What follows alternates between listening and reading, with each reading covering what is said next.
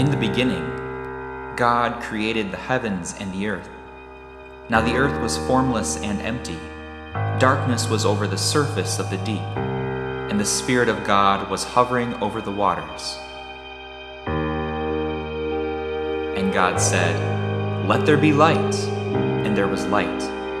God saw that the light was good, and he separated the light from the darkness. God called the light day, and the darkness he called night.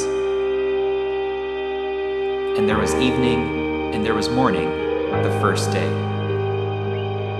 And God said, "Let there be an expanse between the waters, to separate water from water." God called the expanse sky, and there was evening, and there was morning, the second day. And God said, "Let the water under the sky be gathered to one place, and let dry ground appear." And it was so. God called the dry ground land, and the gathered waters he called seas. And God saw that it was good. Then God said, "Let the land produce vegetation, seed-bearing plants, and trees on the land that bear fruit with seed in it, according to their various kinds." And it was so.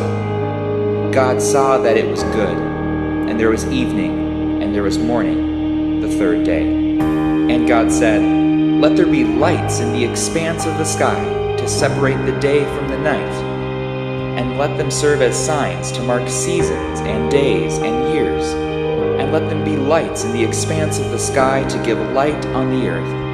And it was so. God made two great lights, the greater light to govern the day, and the lesser light to govern the night. He also made the stars. And God saw that it was good, and there was evening, and there was morning, the fourth day.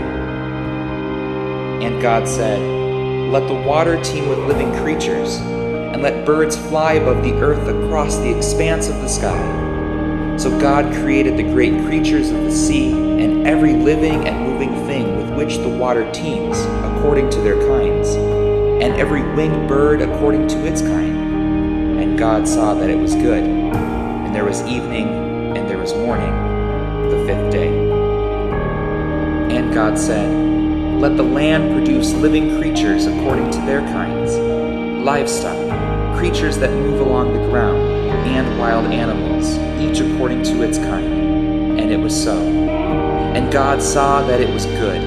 Then God said, "Let us make man in our image, in our likeness, and let them rule over the fish of the sea and the birds of the air, over the livestock, over all the earth, and over all the creatures that move along the ground." So God created man in his own image.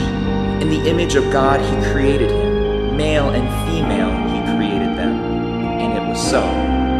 God saw all that he had made, and it was very good.